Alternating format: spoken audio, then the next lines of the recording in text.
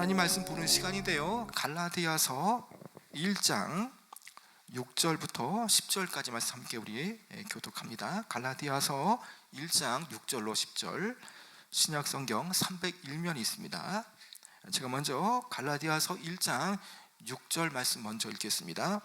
그리스도의 은혜로 너희를 부르신 이를 이같이 속히 떠나 다른 복음을 따르는 것을 내가 이상하게 여기노라.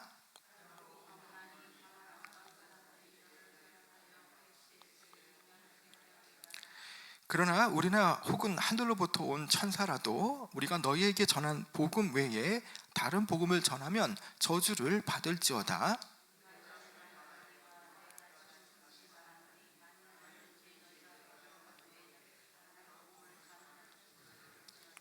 함께 읽겠습니다. 이제 내가 사람들에게 좋게 하랴 하나님께 좋게 하랴 사람들에게 기쁨을 구하랴 내가 지금까지 사람들의 기쁨을 구하였다면 그리스도의 종이 아니니라. 아멘.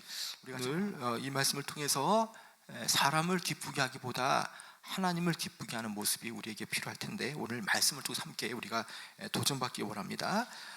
오늘 이 말씀은 갈라디아 교회를 향해서 하시는 말씀인데, 이 갈라디아 교회는 바울이 1차 전도 여행을 했을 때에 그곳에 교회를 세우고 복음을 전한 바로 곳입니다. 그런데 이 교회 위에 어려운 문제가 대두되었습니다. 그것은 바울이 교회를 개척한 이후에 다른 곳에 순회 전도를 하고 간 사이에 그곳에 거짓 사도들에 의해서 다른 복음이 전해져서 하나님의 은혜 앞에 그들이 나왔던 그들이 속히 다른 복음을 따라서 교회를 또 진리를 떠나가고 있다는 데 큰 문제가 있는 것이죠. 바로 이때에 바울이 그 교회에 대해서 아주 지나칠 정도의 그런 경고를 하고 있습니다. 여러분, 먼저 6절에 보면요, 하나님의 은혜를 입은 갈라디아 교인들에 대해서 어떻게 지금 바울이 지칭하고 있습니까? 여러분, 6절 같이 한번 읽어볼까요? 시작. 그리스도의 은혜로 너희를 부르신 이를 이같이 속히 떠나 다른 복음을 따르는 것을 내가 이상하게 여기노라. 여기에 보면 그리스도의 은혜로 너희를 부르신 이라고 하죠. 하나님의 은혜로 부름 받은 자라는 겁니다. 갈라디아 교회를 소개할 때에, 특별히 그 성도들을 소개할 때에 하나님의 은혜로서 부르심을 받은 자다라고 말하고 있는 것이죠. 왜 이렇게 말하겠습니까?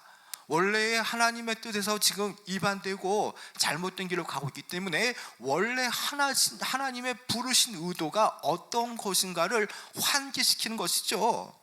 바울에게 있어서 부르심이라는 것은요, 바로 죄인을 구원으로 초청하는 하나님의 은혜입니다.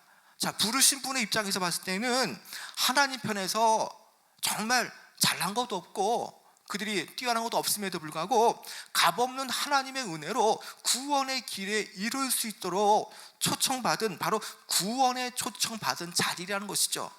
어떤 분을 통해서 이런 일이 벌어집니까? 여러분, 예수 그리스도를 통해서 바로 이러한 초청의 사건이 일어나는 것이죠. 예수 그리스도의 복음을 들을 때에 죄인들이 주님 앞에 은혜로 나오게 되어지는 사건이 바로 그 부르심이라는 것입니다. 그 부르심 앞에 하나님의 은혜로 부름 받은 자들이라는 것이죠. 이것은요, 구약시대 때의 율법으로 하나님의 부르심을 받은 구약 백성들과 서로 연결되어지는 말씀입니다. 하나님께서 모세 시대 때에 어떤 식으로 이스라엘을 부르셨습니까? 광야길에서 시내산에서 모세의 받은 그 두 돌판을 통해서, 그 율법을 통해서 하나님은 구약의 이스라엘 백성들을 부르신다는 것이죠. 동일하게 이 신약 시대에는요, 예수 그리스도의 복음을 통해서 그리스도의 은혜로 성도로 부르심을 받았다는 것입니다. 그런데 바울은 너무나 이상하다는 겁니다. 구원을 이루시기 위해서 그리스도의 은혜로 부름 받았고 또 그 구원의 은혜에 그들이 초청받았음에도 불구하고 오히려 그 구원의 부르심을 받은 갈라디아 교인들이 속히 복음에서 떠나가고 있다는 것이죠. 다른 복음을 따르는 것이 너무나도 이상하다는 겁니다. 1절 중반절에 보면요, 이같이 속히 떠나 다른 복음을 따르는 것을 내가 이상하게 여기노라. 바울은 갈라디아 교인들이 복음을 들었음에도 불구하고 자신이 전한 그 복음에서 속히 떠나가고 있는 것에 대해서 적지 않게 충격을 받고 있습니다. 뭔가 자연스럽지 못하고 어떤 그 비정상적인 일이 벌어지는 것에 대해서 그는 깜짝 놀란 듯이 어떻게 복음을 들었음에도 불구하고 복음을 떠나서 거짓 복음을 따라갈 수 있느냐고 반문하는 거죠. 여러분, 당시 갈라디아 교회는 어떤 문제가 있습니까? 갈라디아 교회는 고린도 교회와 비슷하게 거짓 교사들, 거짓 사도들이 교회에 침투하여서 그 다른 복음을 전하는 그런 상태였습니다. 구원의 초청의 은혜를 받았음에도 불구하고 다른 복음을 쫓아가는, 말 그대로 속히 떠나가는 그런 상황에 그들이 놓여 있게 되어진 거죠. 바울의 속히 떠나다라는 표현을 여러분 잘 생각해 보시기 바랍니다. 6절에 보면 너희를 부르신 이를 이같이 속히 떠나, 여기에 속히 떠나다라는 표현을 보면요, 여기에 떠나다라는 헬라어 바로 메타디테스테라는 동사는요, 바로 신앙의 삶에서 떠나는 것을 말하는 겁니다. 진리에서 배도하고 진리를 멀리 떠나가는 것을 바로 떠나다라는 말을 표현하고 있는 것이죠. 말 그대로 이들은요, 복음을 들었음에도 불구하고 하나님의 진리를 떠나 지금 배도의 길을 걷고 있습니다. 이같이 속히 떠나다는 표현을 우리가 구약의 표현으로 본다면 이것은요, 출애굽 시대 때에, 출애굽 32장에 시내산에서 모세가 돌판을 받을 때에 그 산 아래의 사람들은 아론을 종용하여서 자신들을 위해서 금송아지를 만드는 그런 배도의 일을 바로 속히 떠나다라는 표현을 쓰고 있습니다. 모세 시대에 어떻게 이스라엘이 크게 배도했습니까?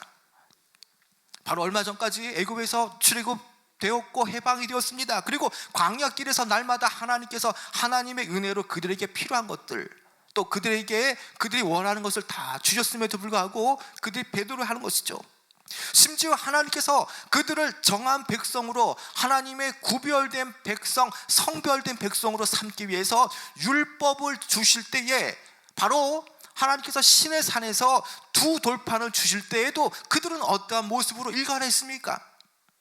아까 제가 말씀드린 것처럼 모세가 더디 내려오게 되어지니까 그들은 아론을 획책하여서 그들이 원하는 하나님 외에 다른 신을 만들어내는 거죠. 그들이 애굽에서 떠나올 때에 하나님은 그들의 고통과 수고를 다 아셨기 때문에 그냥 맨몸으로 나오는 게 하는 것이 아니라 그들의 수고를 아셨기 때문에 애굽의 많은 가정들로부터 금부치와 모든 장신구들을 받게 했습니다. 그 광야에 아무것도 없지 않습니까? 그런데 광야에서 어떻게 금신상, 그 금송아지를 만들어낼 수가 있습니까? 그것은요, 그들이 애굽에서 나올 때에 그 받은 그 금부치, 바로 귀금속을 가지고 이렇게 지금 배도의 표현인 금송아지를 만들어 내었다는 것이죠. 하나님을 떠났습니다. 금송아지를 만들어서 철저하게 하나님을 부인한 것이죠. 그래서 출애굽기 32장 8절에 보면요, 똑같은 표현 이렇게 표현되고 있습니다. 그들은 내가 그들에게 명령한 길로부터 속히 떠났다. 여러분, 어떻게 떠났다고요? 속히 떠났다는 것입니다. 구약시대의 대표적인 배교 행위를 할 수 있는 그 출애굽 시대 때에 바로 그러한 금송아지를 만들었던 것에 대해서 속히 떠났다고 말하고 있습니다. 그런데 지금 이 갈라디아 교인들을 향해서 쓰고 있는 표현이 무엇입니까? 그들이 진리를 떠나고 하나님부터 더 멀어져 가는 것에 대해서 그들에 대해서 속히 떠났다라고 말하고 있는 것이죠. 그만큼 그들이 너무나 치명적인 악을 행하고 있는 것이고요, 하나님께서 도저히 그냥 그만둘 수 없는, 그냥 눈으로만 바라볼 수 없는 그런 최악의 상황에 지금 그들이 가고 있다는 것이죠. 그럼 좀 더 구체적으로 본다면요, 이러한 다른 복음을 따르는 것은 과연 무엇이겠습니까? 예수 그리스도의 십자가의 구속을 저버리고 인간의 행위로, 인간의 율법으로, 인간의 의로 얼마든지 구원받을 수 있다고 말하는 바로 유대주의, 율법주의 사상, 여기에 들어온 것입니다. 복음을 아예 저버린 게 아닙니다. 그 복음에다가 그것만으로 부족하기 때문에 바로 율법의 의를 행해야만 구원받을 수 있다고 여기는 것이 바로 여기에 다른 복음이라는 것입니다. 믿음으로 구원의 이르게 되어지고 믿음으로 구원의 길에 들어서게 되어진 바로 이신득이의 구원을 버리고 바로 할례와 율법의 준수를 해야만 바로 구원에 이를 수 있다고 말하는 그런 다른 복음이 여기 갈라디아 교회 안에 침투하여서 많은 성도들이 바울이 전해준 그 첫 복음을 놓쳐버리고 지금 딴 복음, 다른 복음을 지금 쫓아가고 있는 것이죠. 지금 그들은요, 그리스도의 복음보다 오히려 율법의 행위를 강조하는 그런 거짓된 복음, 다른 복음을 쫓아가고 있는 것입니다. 이것은 분명 거짓 복음입니다. 그래서 바울의 계속된 경고를 여러분 살펴보고자 하는데, 여러분 바울이 이러한 상태에 있는 그들을 어떤 식으로 지금 경고하고 있습니까? 7절 한번 같이 한번 읽어볼까요? 7절, 자 시작. 다른 복음은 없나니 다만 어떤 사람들이 너희를 교란하여 그리스도의 복음을 변하게 하려 함이라. 다른 복음은 없다라는 겁니다. 애초에 복음은 복음일 뿐이지 복음 외에 다른 복음은 애초에 존재하지 않는다는 것이죠. 바울은 이 말씀을 통해서 복음의 유일성을 말하고 있습니다. 그 복음의 불변성을 말하고 있는 것이죠. 그래서 다른 복음은 없다라고 말하고 있는 것이죠. 바울은 갈라디아 사람들을 혼란스럽게 만들고 그들을 미혹시켜서 그들을 교란시켜서 그들이 지금 마음이 지금 변하게 하려고 하고 있다라고 말하고 있는 것입니다. 이 모든 것을 조장하고 있는 것은 과연 누구입니까? 의도대로 계획대로 마귀의 조정을 받고 있는 그런 거짓 사도, 거짓 교사들에 의해서 지금 그들이 교란받고 있고 영적으로 혼미해지고 혼란스럽게 되어졌다는 것이죠. 이제 바울은요, 복음을 떠나고 있는 그들을 향해서 단호하게 선포하고 있습니다. 오히려 다른 복음을 전하고 그것을 받아들이면 저주가 임하리라고 선포하고 있는 것이죠. 아주 무서운 말씀인데 여러분 8절 한번 같이 한번 읽어볼까요? 자 시작. 그러나 우리 혹은 하늘로부터 온 천사라도 우리가 너희에게 전한 복음 외에 다른 복음을 전하면 저주 받을지어다. 여러분 8절에서요 지금 화를 선포하고 있습니다. 우리 혹은 하늘로부터 온 천사라도 너희에게 전한 복음 외에 다른 복음을 전하면 저주를 받으리라고 설명하고 있는 것이죠. 여러분 9절에는 또 어떻게 말씀합니까? 이 말씀을 더 확대시키고 있는데요, 9절에 보면 우리가 전에 말하였거니와 내가 지금 다시 말하노니 만일 누구든지 너희가 받은 것 외에 다른 복음을 전하면 저주를 받을지어다. 처음에는요 바로 천사라도, 그리고 우리가 비록 사도일지라도, 우리가 전도자일지라도 우리가 다른 복음을 전하면 저주를 받을지어다라고 말하고 있습니다. 다른 복음을 전하면 저주에서 예외가 되지 않는다는 것입니다. 그런데 9절에 가게 되어지면요 지금 내가 지금 다시 말하노니 다시 한 번 더 강조가 있는 것이죠. 그래서 만일 누구든지, 여러분 처음에는 천사에 대해서 말했습니다. 천사가 다른 복음을 전하면 그 천사도 저주를 받게 되어지고, 처음 복음을 전한 전도자가, 사도가 다른 복음을 전하게 되어지면 그들 동안 저주를 받게 되어진다고 말하는 것이죠.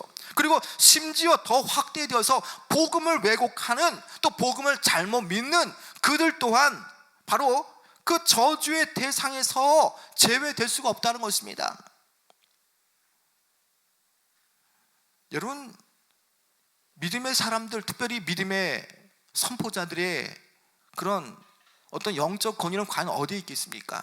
여러분 그것은요 끝까지 하나님의 말씀을 신실하게 전하는 것입니다.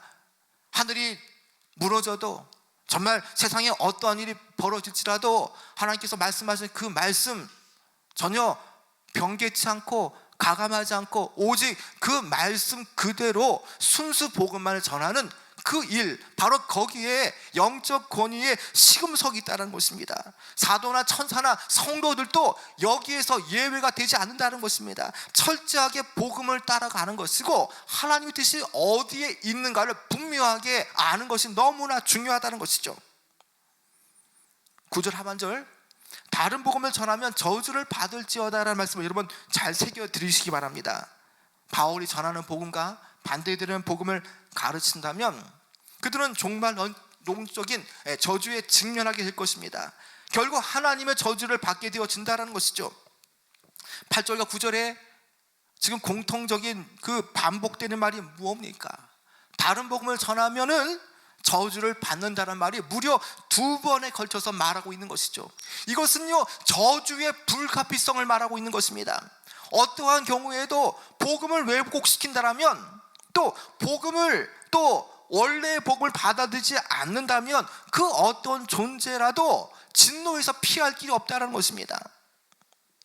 바울이 왜 이렇게 분명하고 아주 강한 말로, 강한 뉘앙스로 이렇게 선포하고 있습니까? 하나님 보실 때 가장 무서운 형벌은 복음을 왜곡시키는 것이기 때문입니다. 인간이 물론 여러 가지 범죄 행위를 할 수 있지만 그 가운데 하나님의 진노를 가장 격발시키는 것, 하나님의 그 진노를 가장 바라게 하는 것은 무엇보다도 복음을 왜곡시키는 것입니다. 복음에다가 다른 것을 섞는 것이 가장 하나님께서 노여워하는 것이라는 거죠. 지금 바울은 다른 복음을 전하는 것에 대해서 저주하는 형식을 빌어서 그리스도의 구속복음을 떠나서 다른 복음을 쫓는 그 갈라디아 교인들을 엄히 질책하면서 그들이 간절하게 돌아오기만을 지금 기다리고 있는 그런 오늘 말씀인 것입니다. 여러분, 이처럼 배도의 위험은요, 이 갈라디아 시대뿐만 아니라 오늘을 살아가는 우리에게도 여전히 이 배도의 위험성은 주변 곳곳에 노출되어 있습니다. 여러분, 사탄은요, 우는 사자처럼 우리가 문을 여는 그 순간부터 우리를 집어삼킬 만큼 우리를 호시탐탐 노리고 있고요, 어떻게 하든지 우리를 배도의 길로 끌고 가려고 하는 것입니다. 여러분, 세상이 아무리 인간 중심의 인본주의로 흘러간다 해도 중요한 것은요, 사람의 뜻이 아니라 하나님의 뜻이라는 것입니다. 사람의 생각이 아무리 뛰어나도 하나님의 뜻이 우선이라는 거죠.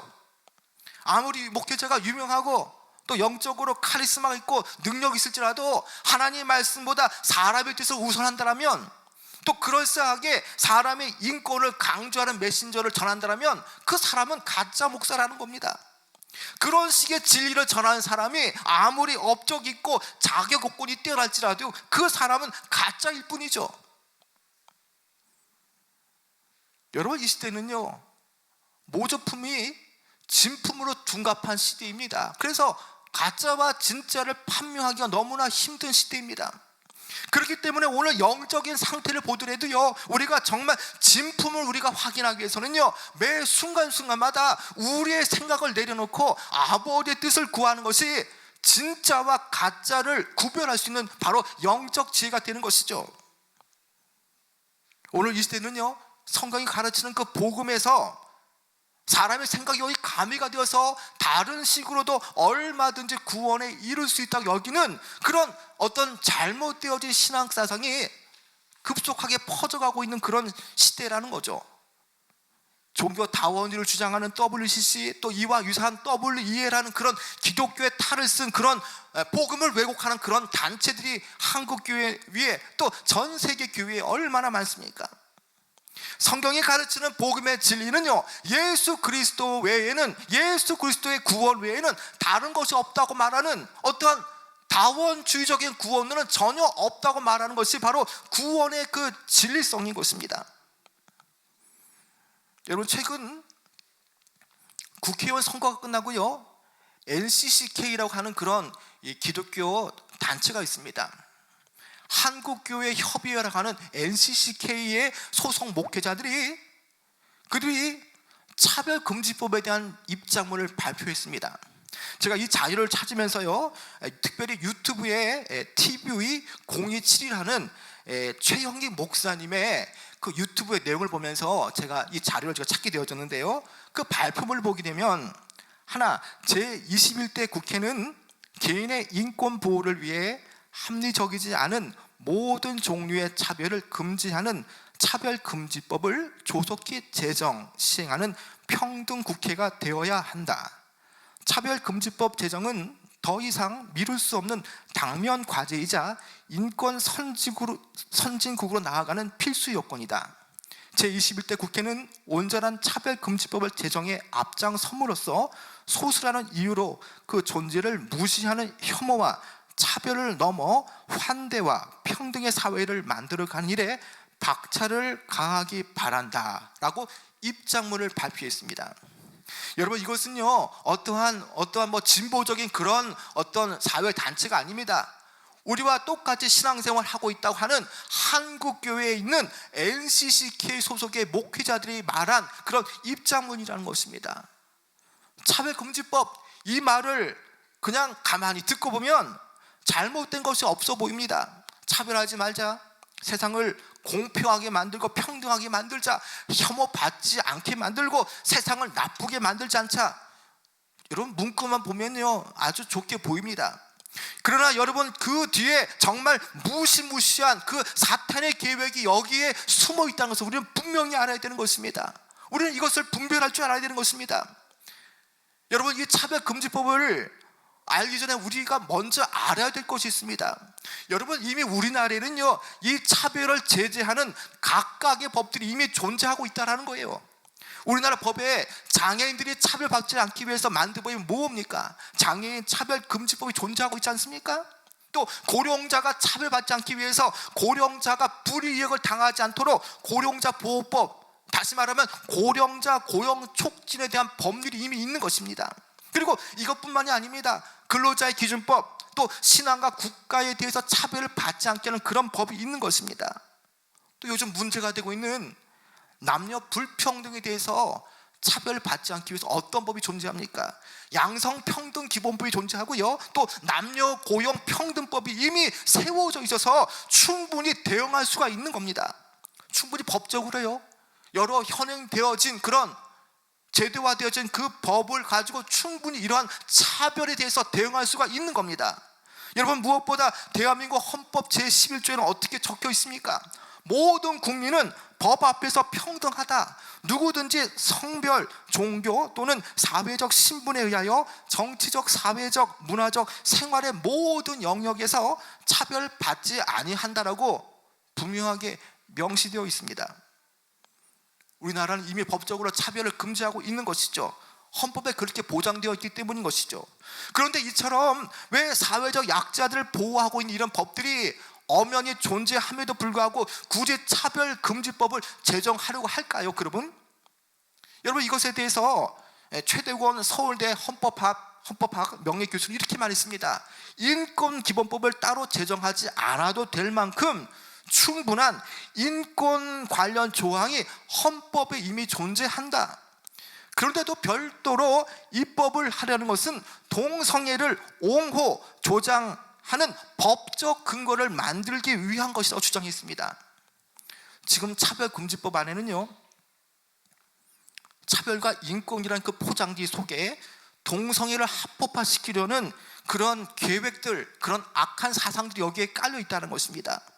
지금 동성애자들은요 이 인권과 포장이라는 그 차별이라는 그 포장지 안에 감추어서 자신의 동성애에 대해서 그 부분을 정당화시키기 위해서 지금 이런 노력을 지금 하고 있다는 것입니다.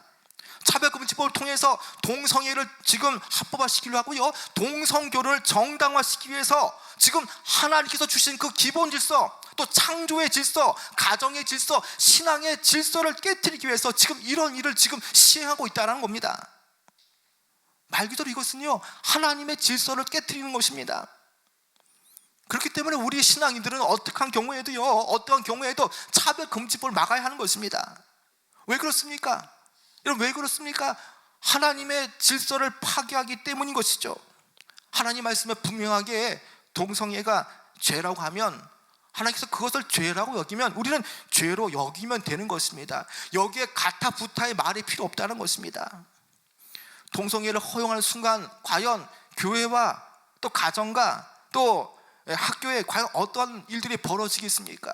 여러분, 우리 청소년들이, 자녀들이 무너지게 되어집니다.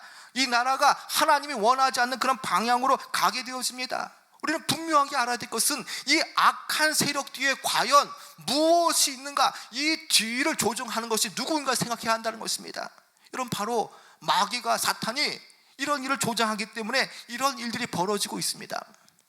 제가 여러분에게 한 3주 전에 총신대학교의 교수님 중에 한 분이 동성애를 죄라고 해서 그것이 문제가 되어서 전격적으로 해임되어진 바로 총신대학교의 윤리학 교수님인 조지신학 교수님 이상원 교수님에 대해서 제가 한번 말씀을 드린 적이 있습니다.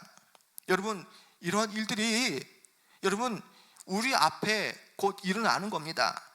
동성애를 죄라고 발언한 교수님이 바로 은퇴를 1년 남겨놓고 동성애를 죄라고 했기 때문에 해임 당하는 일이 신학교에서 벌어졌다면 여러분, 이것은 우리 한국의, 특별히 한국교회와 여러 가지 그런 한국에 있는 모든 구조들이 여기에 맞물려서 크게 영향을 받게 되어지는 그런 문제가 되어진다는 것입니다.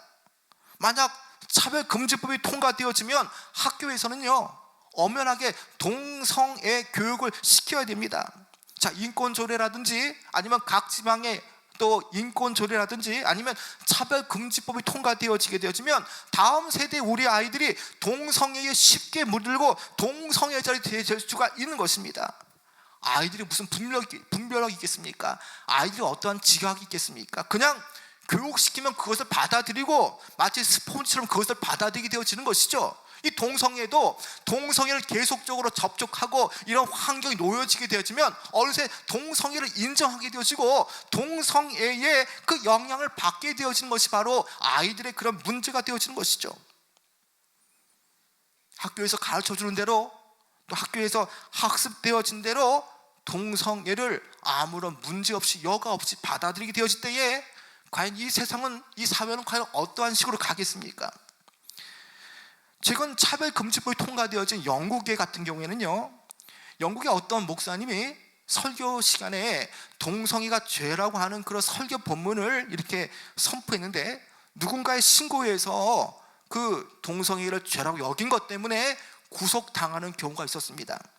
또 어떤 경우에는 바로 그 예수 그리스도 외에는 구원받을 수가 없다고 말하며 전도했던 어떠한 분이 이렇게 그것을 믿지 않고 부인하는 그러한 사람들에 의해서 그것이 혐오감을 준다고 해서 현장에서 전도하다가 수갑에 채워서 정말 감옥에 가는 그런 일들도 있었습니다. 여러분, 우리는 역사를 알아야 되는 것입니다. 과거에 그 이러한 역사를 통해서 우리는 현재를 조망할 수 있고요, 또 우리보다 앞서서 이런 일이 행해져 있는 그런 기독교 나라들을 보면서 과연 이것이 통과되어질 때에 교회와 국가와 또 가정과 학교에 어떠한 영향을 미치는가를 우리는 충분히 가늠해 볼 수가 있어야 하는 것입니다. 고린도전서 6장 9절과 10절에 보면 이렇게 말씀합니다. 불의한 자가 하나님의 나라를 유업으로 받지 못할 줄을 알지 못하느냐? 미혹을 받지 말라. 음행하는 자나 우상 숭배하는 자나 간음하는 자나 탐색하는 자나 남색하는 자는 하나님의 나라를 유업으로 받지 못한다라고 말씀합니다. 성도 여러분, 우리는 결코 복음 위에다가 어떤 우리의 생각을 더할 수 없습니다. 복음의 부분에다가 우리의 어떤 가치와 또 생각을 거기에 불어넣게 되어지면 그 복음은 왜곡되어지게 되어지죠. 그리고 그 복음을 왜곡시키는 우리는 악한 자들이 되고 마는 것입니다. 왜곡된 복음에 빠져서 그로 말미암아 그것을 따라가게 되어지면 결국에는 멸망에 이르게 되어지는 어리석은 자가 되어지고 마는 것이죠. 우리는 오직 성경이 가르치는 대로 우리는 가르쳐야 되고요, 성경이 말하는 것을 말해야 되고, 성경이 가라고 하면 가는 것이고 멈추라면 멈추면 되는 것입니다. 우리는 철저하게 성경이 가르치는 그 복음의 그 진리의 터 위에서 우리는 흔들림 없이 그것만을 따라가야 한다는 것입니다. 바로 그것만이 이 악한 세대에서 바로 멸망하지 않고 영생을 얻을 수 있는 유일한 방법이 되어지는 것이죠. 여러 시대를 막론하고 이 세상에는요, 여러 가지 많은 항상 거짓된 진리와 또 세상에 그럴싸한 그런 사상들이 세상 안으로 들어왔습니다. 그런 거짓된 진리와 또 그런 거짓되어진 그런 사상들은요, 언제나 참 진리보다 그럴싸하게 아름답게 또 매혹적으로 보이는 것입니다. 자, 그래서 수많은 사람들이 그럴싸한 거짓 진리를 따라가게 되어지면 결국 그들이 돌이키지 않고 그 길을 따라가게 되어지면 결국 영원한 멸망에 처해지게 되어지는 것이죠. 그래서 우리는 언제나 거짓 진리가 무엇인지, 그리고 주님께서 말씀하신 순수 복음이 무엇인가 우리는 날마다 영적으로 분별해야 하는 것입니다. 그리고 이 시대가 지금 어떠한 방향으로 가고 있는가 우리는 생각해 봐야 한다는 것입니다. 그럼에도 불구하고 성도들은 하나님의 뜻을 먼저 생각하는 사람들이죠. 그래서 여러분 10절에 보면 우리에게 어떻게 말씀합니까? 여러분 우리에게 상당히 귀한 도전을 주는 말씀인데 여러분 10절 같이 한번 읽어볼까요? 시작. 이제 내가 사람들에게 좋게 하랴 하나님께 좋게 하랴 사람들에게 기쁨을 구하랴 내가 지금까지 사람들의 기쁨을 구하였다면 그리스도의 종이 아니니라. 바울은 항상 자신을 말할 때에 복음의 일꾼이라고 말했습니다.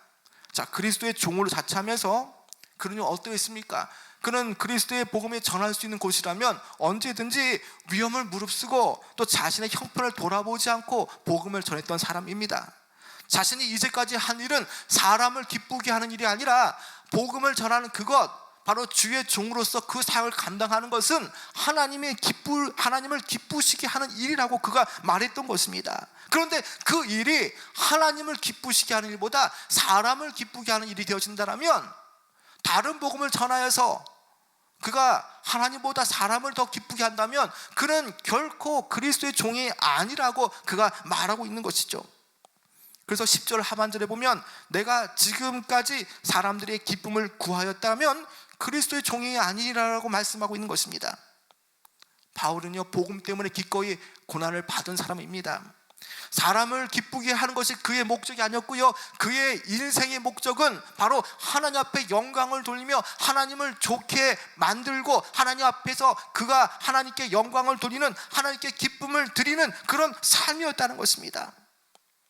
여러분 바울이 그랬다면 오늘 이 시대를 살아가는 우리에게는 역시 이 말씀은 너무나 유효합니다.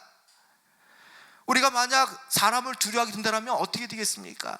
여러분 적당하게 타협하는 삶을 살아갈 것입니다.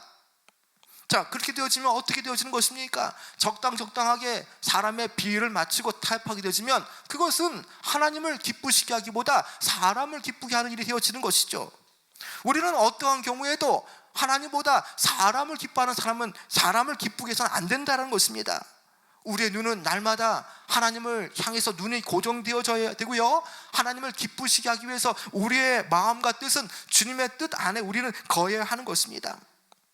왜 많은 사람들이 하나님을 믿는다고 말하면서 왜 사람들을 의식하고 또 사람들과 타협하게 되어지는 겁니까? 왜 많은 사람들이 하나님의 뜻보다 사람의 인권, 사람의 가치를 그만큼 중요하게 여기는 것입니까? 여러분 그것은요 모든 세상 구조가 하나님보다 인간 중심으로 흘러가기 때문인 것입니다. 인간을 중시하고 인간의 가치와 인간의 인권을 강조하는 그 세상으로 세상은 흘러가기 때문에 그러한 그 강력한 세상 앞에 그것을 막거나 그것에 대해서 반대로 가는 것 자체가 어려움을 겪게 되어지고 또 위협과 두려움을 받게 되어지기 때문에 그러한 일에 대해서 결코 회피하거나 타협하려고 한다는 것이죠. 세상에 그렇게 흘러가는 것에 대해서 그것에서 역주행하는 것 자체가 오히려 내게 너무나 큰 부담이 되어지는 거죠. 여러분 이 싸움은요 마치 골리앗과 다윗의 싸움과 같습니다. 마치 여호수아와 갈렙이 그 가나안 땅의 큰 아낙 자손을 볼 때에 많은 10명의 사람들은 정탐할 때에 그들에 비해서 우리는 메뚜기에 불과하다고 말하지만 그러나 하나님이 함께 하시면 그들은 우리의 밥밖에 되지 않는 그런 말을 했던 그런 상황과 같다라는 것입니다. 이 차별금지법의 싸움이 어떤 부분에서는 정말 우리가 마치 그 큰 골리앗 앞에 힘없이 나가는 다윗처럼 보여질지라도요 우리는 하나님을 의지하면 다윗처럼 이길 수가 있는 것입니다. 다윗이 어떻게 골리앗을 이겼습니까? 그가 어떠한 뛰어난 무기와 그런 것이 있었던 것이 아니죠.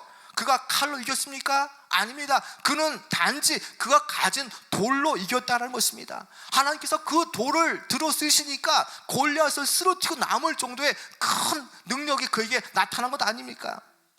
다 하나님이 이기게 하셨던 것입니다. 우리 기독교인들이 지금 약하게 보일지라도요 우리가 갈수록 당하는 것처럼 보여지고 기독교인들이 정말 이렇게 뭔가 안 좋은 것처럼 비춰질지라도요 그것은 하나님 보실 때 그것이 아니라는 것입니다. 세상은 어차피 그렇게 흘러가는 거고요 우리가 하나님 앞에서 온전하게 살고자 하면은 세상으로부터 우리가 미움을 받는 것이 당연하다는 것입니다. 그래서 오늘 우리는요, 분명하게 우리 스스로 우리는 전제를 둬야 하는 것입니다. 과연 하나님을 기쁘시게 하랴, 아니면 사람을 기쁘게 하랴, 세상을 기쁘게 하랴, 아니면 하나님을 기쁘게 하랴. 우리는 이것을 분명하게 정해야 하는 것입니다. 어떤 양자 사이에 어떤 제3지대 회색지대가 있는 것은 아닙니다. 우리가요, 인간의 눈이 너무나 강하게 되어지면 우리는 하나님을 선택할 수 없게 되어집니다. 세상의 그 강력한 그 어떤 힘들을 바라보기만 하면 우리는 한없이 약해져 가는 것입니다. 여러분, 다윗이 골리앗만 주시했다면 그는 결코 담대하게 골리앗 앞에 나갈 수가 없었을 것입니다. 그의 눈은 골리앗을 바라보고 있지만 골리앗을 넘어서는 그 하나님께 그의 눈과 그의 마음은 집중되어 있었던 것입니다. 여러분, 골리앗을 이길 수 있게 하셨던 것은요, 하나님이라는 것입니다.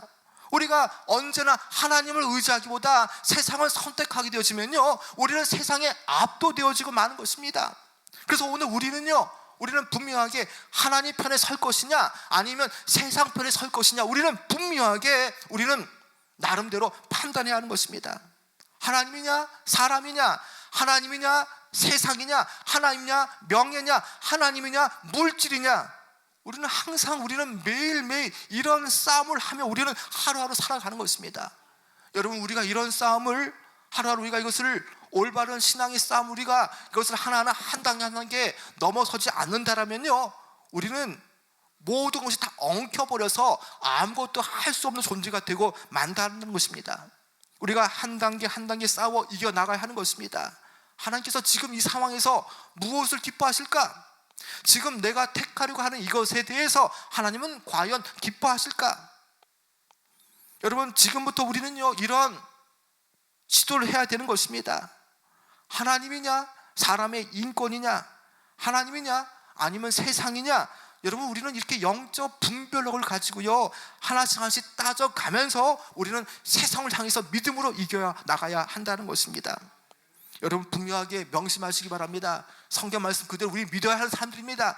다른 복음을 전하면 천사라도 사도라도 저주를 받게 되어질지어다라고 말씀했던 것이죠. 그렇기 때문에 여러분, 차별금지법, 동성애가 죄라고 하면 우리는 그것이 죄라고 여기고 나가면 되어지는 것입니다. 항상 문제는 하나님보다 사람을 더 우선하게 되어질 때에 문제가 발생하게 되어지는 것이죠. 우리의 생각은 이렇게 항상 가야 되는 것입니다. 하나님께서 이해해 주시겠지, 그것이 아닙니다. 우리의 사고방식은요, 하나님께서 하나님을 기쁘시게 해드린 것이 과연 무엇일까? 하나님께서 기뻐하시는 것이 무엇일까? 우리는 늘 머릿속에 이것을 염두에 두고 우리는 영적 우선순위를 우리는 버려나가야 하는 것입니다. 사람을 기쁘게 하면요, 뭔가 잘 될 것처럼 보이지만요, 결국에는 반드시 실패하고 마는 것입니다. 여러분, 그러나 모든 것이 사면에 막혀 있을지라도요, 하나님을 기쁘시게 되면 모든 것을 능히 헤쳐나가도록 하나님을 하실 것입니다. 여러분, 오늘 이 말씀처럼 지금 내 삶이, 내 상황이 정말 사람을 기쁘게 했던 삶이라면, 반면에 하나님보다 사람을 더 높였던 삶이라면 이제는 바꿔야 되는 것입니다. 우리는 항상 사람보다, 또 세상보다, 또 세상이 말하는 그런 방식보다 우리는 하나님을 기쁘시게 하는 그런 삶을 살아가는 믿음의 성도들입니다. 오늘 이 말씀을 통해서 내가 하나님보다 세상을 더 좋게 하겠다면, 또 사람을 더 기쁘게 했다라면 이제는 그것이 아니라 하나님을 기쁘게 하는 그런 삶, 그런 신앙을 날마다 살아내는 귀한 여러분 되어지길 축원합니다.